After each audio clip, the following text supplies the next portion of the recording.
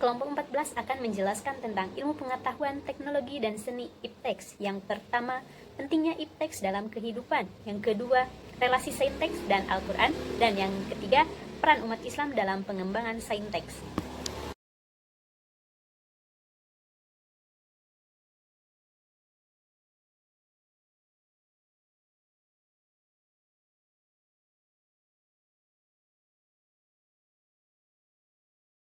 Yang pertama adalah pengertian dari pengetahuan. Pengetahuan adalah segala sesuatu yang diketahui manusia melalui tangkapan panca indera, intuisi, atau yang lainnya. Yang kedua adalah ilmu pengetahuan. Pengetahuan yang sudah diklasifikasi di organisasi sehingga menghasilkan pengetahuan yang objektif. Atau sains adalah pengetahuan yang rasional, empiris, objektif, terukur, verifikatif, serta komunal atau general. Yang ketiga adalah pengertian dari teknologi. Teknologi adalah metode ilmiah untuk mencapai tujuan yang praktis. Keseluruhan sarana untuk menyediakan barang-barang yang diperlukan bagi kelangsungan dan kenyamanan hidup manusia. Dan yang keempat adalah seni. Seni adalah hasil ungkapan akal dan budi manusia yang bernilai keindahan. Lalu, ilmu pengetahuan teknologi dan seni dalam kehidupan, sebagaimana yang telah dilakukan Rasulullah dan para sahabat, yaitu berdakwah, yang berarti penyiaran. Seruan untuk mempelajari dan mengamalkan suatu ajaran agama, dakwah tersebut dilakukan secara universal dan tidak hanya pada zaman Rasulullah, namun juga pada zaman saat ini. Maka dari itu, dakwah harus menyesuaikan dengan perkembangan zaman agar tercapai tujuan dari dakwah tersebut. Tidak hanya untuk berdakwah, teknologi informasi pada saat ini juga banyak membantu dalam pendidikan Islam, yang juga bertujuan untuk mempelajari dan mengamalkan agama Islam.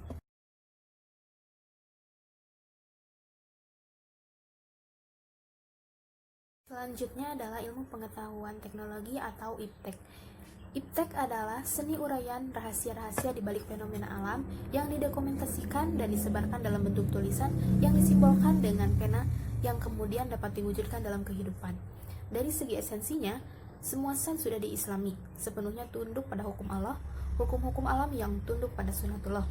Sedangkan tujuan manusia meningkatkan ilmu pengetahuan adalah untuk meningkatkan harkat kemanusiaannya, meredam rasa kesombongan, dan memperbanyak berbuat kebajikan melalui karunia akal.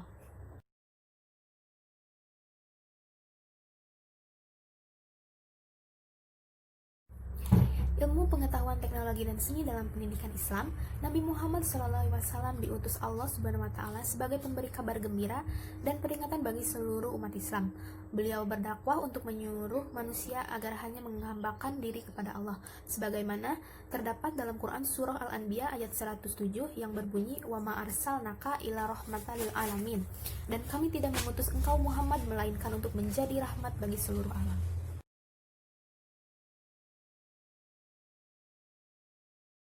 Terus di sini saya akan menjelaskan tentang relasi saintek dan Al-Quran. Di dalam Al-Quran terdapat beratus-ratus ayat yang menyebut tentang ilmu pengetahuan dan sains merupakan salah satu isi pokok kandungan kitab suci Al-Quran.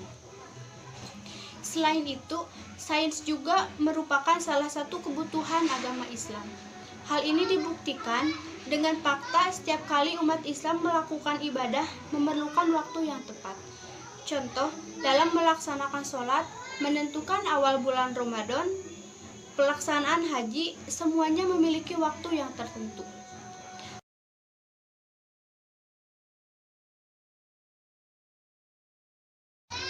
Pandangan Islam terhadap ilmu pengetahuan bertolak belakang dengan pandangan para ilmuwan barat yang sebagian besar berpaham materialis.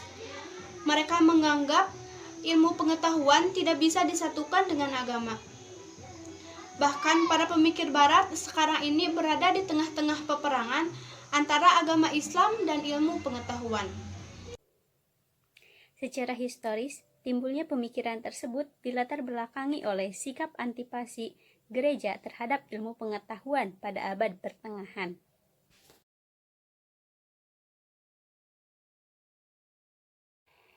Menurut Quraisy Shihab, pertentangan antara kaum agamawan dengan ilmuwan di Eropa itu disebabkan oleh sikap radikal kaum agamawan Kristen yang hanya mengakui kebenaran dan kesucian kitab Perjanjian Lama dan Perjanjian Baru, sehingga orang-orang mengingkarinya dianggap kafir dan berhak mendapatkan hukuman. Di lain pihak, para ilmuwan mengadakan penyelidikan-penyelidikan ilmiah yang hasilnya bertentangan dengan kepercayaan yang dianut oleh pihak gereja kaum agamawan. Akibatnya, tidak sedikit ilmuwan yang menjadi korban oleh penindasan dan kekejaman pihak gereja.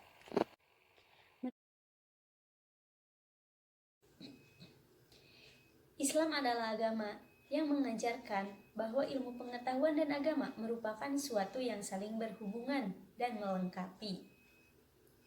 Al-Quran merupakan sumber ilmu pengetahuan dan ilmu pengetahuan merupakan sarana untuk mengaplikasikan segala sesuatu yang tertuang dalam ajaran Islam. Bukti bahwa Islam merupakan agama yang menekankan pengembangan ilmu pengetahuan adalah dengan ditemukan ratusan ayat yang membicarakan tentang petunjuk untuk memperhatikan bagaimana cara kerja alam dunia ini. Peran umat Islam dalam perkembangan saintek. Al-Quran bukan hanya menekankan pada belajar, menulis, tetapi mendorong manusia untuk menghilangkan berbagai pandangan yang memutuskan alam. Bahkan memerintahkan manusia untuk menyelidiki rahasia-rahasia alam, juga berbagai landasan dan petunjuk hidup manusia. Dalam hal ini, peran Islam melalui Al-Quran terhadap perkembangan sains sangatlah besar. Profesor Alessandro Bausani dalam bukunya mengatakan, sikap Islam terhadap realitas fisik alam serta nilai etikanya, pengetahuan eksperimentalnya tidak mungkin lahir tanpa terlebih dahulu menghilangkan pemitosan alam dan monotisme dalam bentuknya yang paling murni merupakan absolut bagi kelahirannya.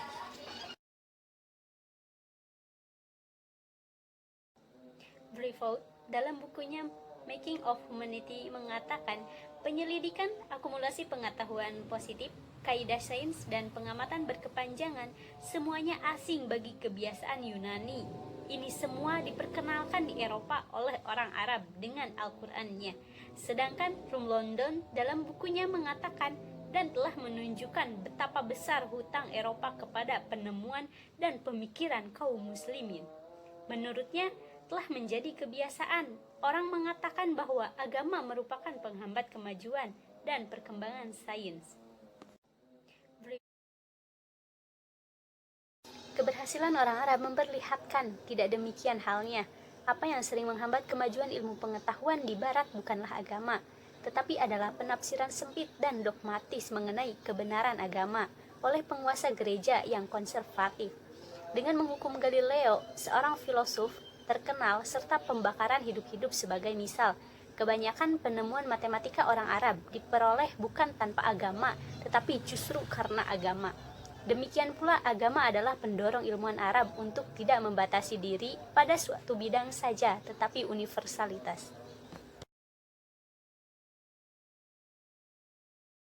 Islam melalui Al-Quran telah memotivasi seluruh umat Islam untuk berpikir dan merenungkan alam semesta ini untuk mengenal kebersamaan Tuhan sebagaimana tersebut dalam surat Al-Baqarah ayat 164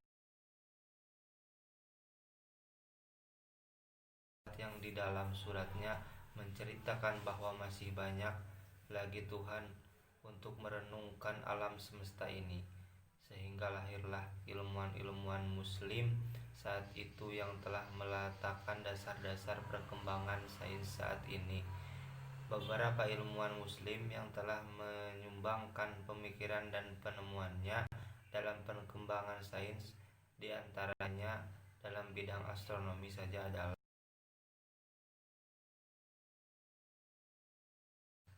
Al-Farghani. Hasil penelitian Al-Farghani di bidang astronomi ditulisnya dalam berbagai buku, di antaranya Harkat Asas Sawiyah Wazami Ilman Nuzum. Asas-asas ilmu bintang adalah salah satu karya utama yang berisi kajian bintang-bintang yang sangat berpengaruh bagi perkembangan astronomi di Eropa. Yang kedua, Al-Battani.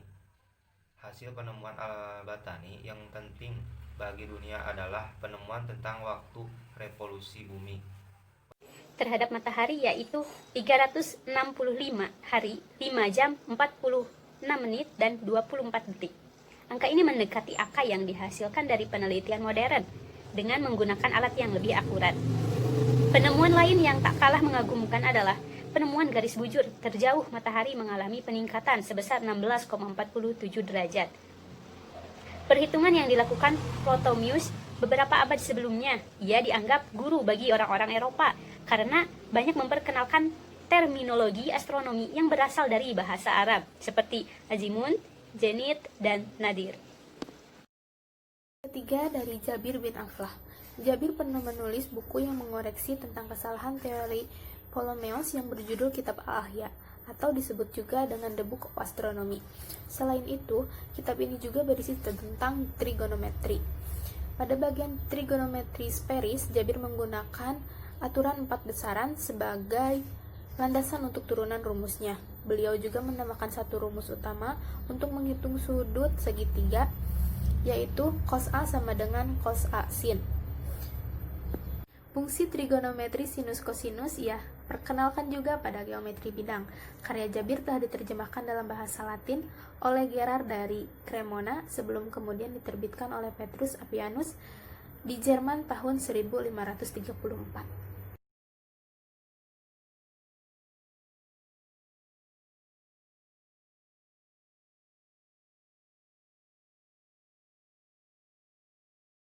Kita harus kembali membawa pandangan sains yang telah tersesat ke dalam pandangan agama, agar sains juga menuntut manusia untuk mengenal Tuhan, karena pada hakikatnya seluruh ciptaan telah tunduk pada kehendaknya, dalam surah Ar-Rum ayat 26, yang artinya, dan kepunyaannya lah siapa saja yang ada di langit dan di bumi semua hanya kepadanya tunduk. Sekalipun sains modern sekarang sedang menuju deisme, namun kita sebagai orang Islam mestinya juga menggeluti bidang sains modern tanpa bimbang dan ragu-ragu lagi, apalagi takut masuk neraka hanya karena belajar sains modern.